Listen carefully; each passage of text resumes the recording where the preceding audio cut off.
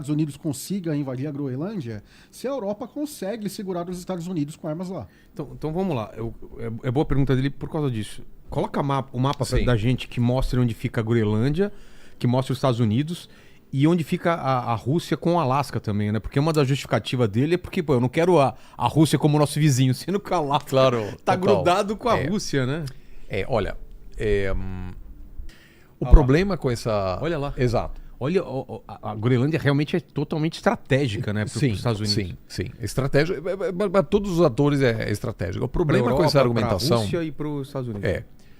E a China tem uma ambição no Ártico também. Sim. Participa dos debates, promove expedições, tem muita tecnologia para exploração de minerais em condições climáticas extremas. Ou seja, isso é um fator evidente. A questão é que o acordo atual entre a Dinamarca e os Estados Unidos permite qualquer tipo de atividade militar dos Estados Unidos na Groenlândia. Isso quer dizer o quê? Não há nenhuma necessidade de anexar. Agora, eu no outro dia conversei com... ele pode colocar base... Pode. Inclusive, no final da Guerra Fria, teve várias bases militares com, em algum momento, mais de 10 mil tropas americanas. Nunca teve nenhuma contestação, nenhuma resistência por parte da Dinamarca. O mesmo vale para a exploração de minerais. Tem alguns minerais lá, muito menos do que no Brasil, em condições muito difíceis. Hoje não faz sentido explorar minerais críticos na Groenlândia. Então não é essa a premissa. Tiraram pessoas. E no documento mais importante que articula a segurança nacional dos Estados Unidos, escrito pelo governo Trump, sabe quantas vezes a palavra Groenlândia aparece? Nenhuma vez. Não aparece. Então, assim, esse argumento, a Groenlândia é importante, mas assim, se fosse tão importante assim, por que você não bota 100 mil tropas lá? Por que você não pode botar os gigas nucleares, míssil, o que você quiser. Não tem nenhuma restrição. Agora, eles dizem, mas não pode confiar na Dinamarca. Pô, a Dinamarca, assim, se pudesse desenhar um aliado fiel, você faria a Dinamarca. Não se Dinamarca fala mandou nada, um monte de gente para Afeganistão, morreram um monte de soldado. A Dinamarca é o melhor aliado que existe. Então dizer, não confio, então preciso... Mas existe esse papo do Trump? Não, né? Não confio na Dinamarca. Existe? Sim. Ou seja, os diplomatas dizem... Porque nas conversas que eu tenho com integrantes do governo Trump, eu pergunto, mas por que você quer anexar esse território, sendo que você já pode fazer lá o que você quiser? Aí vai, mas a gente não sabe, né? Dinamarca no futuro. E tal. Aí fala assim, gente, sério, então você não pode confiar em ninguém. Isso, a Dinamarca se comportou sempre você não vê do jeito que os americanos queriam. Nenhum objetivo oculto também do país Trump. super pró-americano. Do Trump. Alguma coisa que não é falada que a gente não está colocando na mesa. Então, aí vão as conversas Então, a única explicação que eu tenho é que o Trump tem uma certa obsessão com seu próprio legado e pensa um pouco sobre legado como lideranças europeias e russas ao longo dos últimos séculos. E na Rússia, o que te faz um grande líder? O que te faz entrar na história como grande líder é você aumentar o território do império. Putz. Isso é a única coisa engraçado que é um pensamento muito imperial antigo, né? Que está voltando. Então assim, é a China com Taiwan, a Rússia com Pedro o Grande, o Catarina Grande, tudo. E o Putin, aliás, pensa da mesma forma. Stalin. Então essas são as pessoas que vão terrível. Né? A Rússia depois só perdeu o território, né? Perdeu a União Soviética, né? Claro, exatamente. Depois do colapso, o Lenin também, na verdade, foi uma época que a Rússia perdeu território. Então, assim, no pensamento de Putin, apesar da estabilização da Rússia no caos pós-Segunda Guerra Fria, eu acredito que o seu grande legado seja a reconquista de parte da esfera de influência russa. E há relatos de conversas que ele tem com professores de história perguntando, o que você acha que vai ser meu legado? Como que eu vou ser estudado daqui a... Exatamente. E é um Nossa. caso que é muito famoso de uma espécie de intelectual público, youtuber e historiador, que tem aqui no Brasil também, um cara que fala muito sobre história. E antes da invasão à Ucrânia, o Putin, isso foi antes de 2014, esse historiador é convidado para um bate-papo com Vladimir Putin. E o Vladimir Putin pergunta como serei estudado. Aí ele fala, se estabilizou a Rússia e tal, blá blá blá. E aí ele fala assim, só isso? Só isso? Só isso. E depois da guerra, ele convidou o cara de novo e perguntou, e agora? Então assim... Cara, é o ego, né? Então assim, eu acho que o Trump funciona da mesma forma. Eu também acho. Eu acho que até em conversa dos dois, existe um alinhamento nesse existe um quesito, alinhamento, sim. com certeza.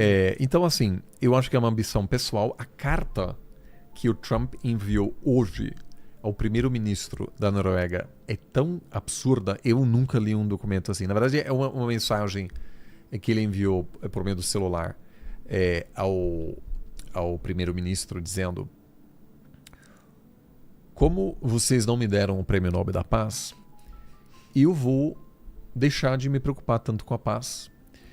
E que é uma loucura total, porque a Noruega, o governo norueguês, não decide quem vence o prêmio. É um comitê selecionado, cujos integrantes são selecionados pelo parlamento norueguês. Ou seja, não há, o primeiro-ministro não tem esse poder. Ele não pode, de repente, mudar a composição. E ele deixa muito claro essa frustração que ele tem de não ter recebido. E nessa mesma carta questiona que a Groenlândia faria parte da Dinamarca. E meio que assim, diz, olha, me frustrei muito com esse não de vocês por não ter recebido esse prêmio Nobel. Agora vocês vão pagar o preço. E eu vou me mobilizar e buscar anexar a Groenlândia. Tem uma série de motivos, mas eu acho que assim, a gente falou aqui de como explicar a história. E este é, de fato, um caso, acho, onde é uma questão muito pessoal do presidente americano. Como você acha que ele vai ser lembrado? Bom, se ele anexar a Groenlândia, certamente isso não dá para negar. Eu certamente... já não estou nem duvidando mais disso. O Trump e o Putin são caras imprevisíveis. Se você vem mais ou menos, entra um presidente ou sai outro, você tem mais ou menos uma ideia do que pode acontecer, sai um pouquinho daqui, mas não sai totalmente da crua como principalmente o Trump, né? O Putin nem tanto, mas também. Quando você tem um elemento que bagunça toda essa estrutura, fica imprevisível. E o Trump parece que é esse ator agora, né? O Putin um pouco a partir de 2014 e o Trump agora, e a gente não sabe se vai ter um terceiro ou quarto ator, que não dá mais para fazer previsão, né? Essa é, na verdade, o que você está descrevendo, um grande debate na ciência política, por exemplo, e na história, sobretudo, sobre como explicar como mudança. Como Hitler foi esse agente. Exato. E aí, obviamente, a abordagem típica, clássica, é dizer que mudanças estruturais causam mudanças políticas e as lideranças agem dentro dessas realidades estruturais e, na verdade, elas estão meio presas a isso. Exato, tem pouca margem para decisões autônomas. Então, por exemplo, sua sociedade está economicamente em ascensão ou não. Aquilo define, de fato, o que você pode fazer e também que tipo de líder será eleito.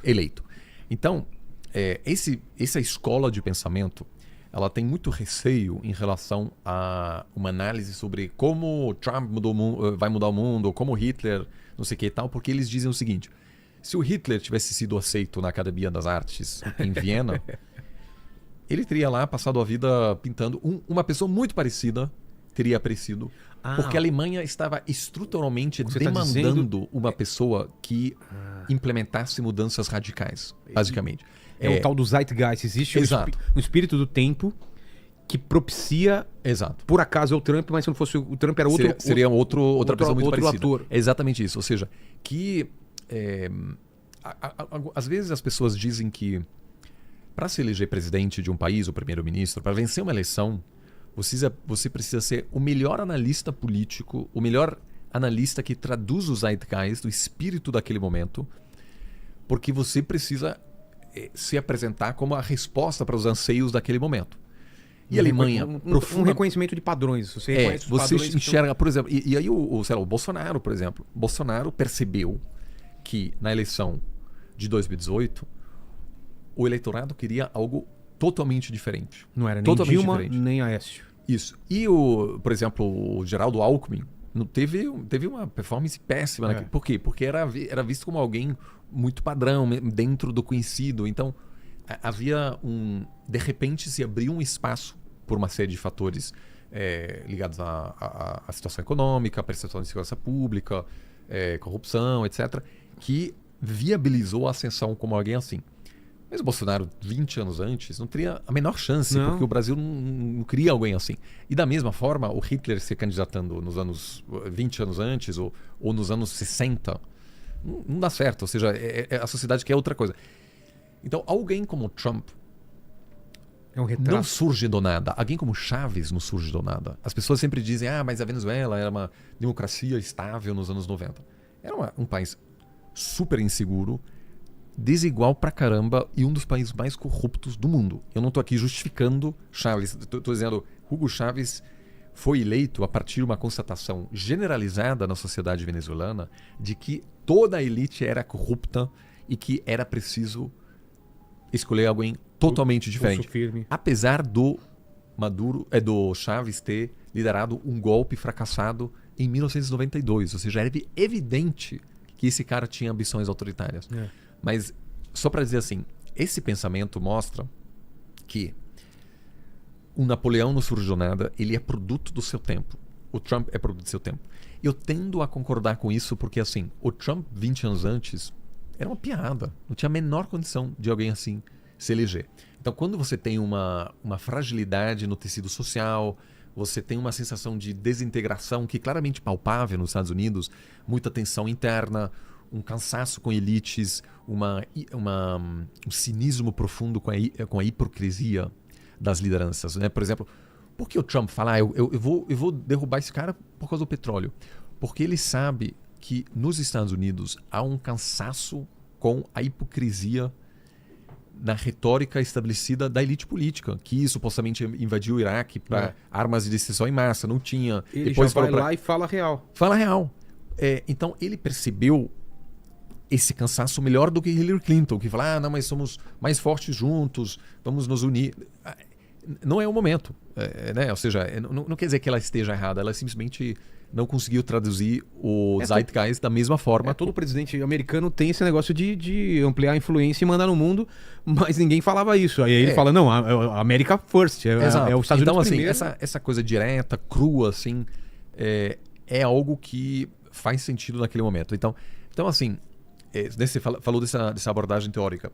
É claro que, às vezes, se você aplica essa teoria das mudanças estruturais, eu, ao longo da minha vida, entrevistei muitas lideranças políticas e a gente falou justamente sobre isso.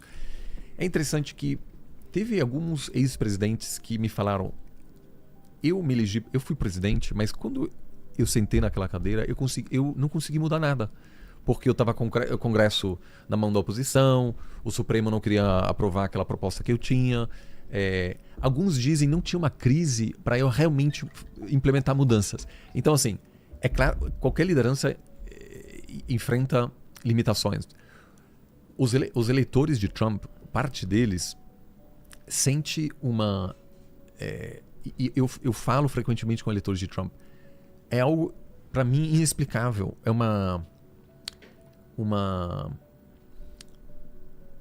um desejo de apoiar esse cara independentemente do que ele diz. Os caras vão apoiar o Trump em qualquer instância, mesmo se ele mudar de opinião. Estão dispostos a acompanhá-lo, mesmo ele dizendo o oposto daquilo que falou no ano passado.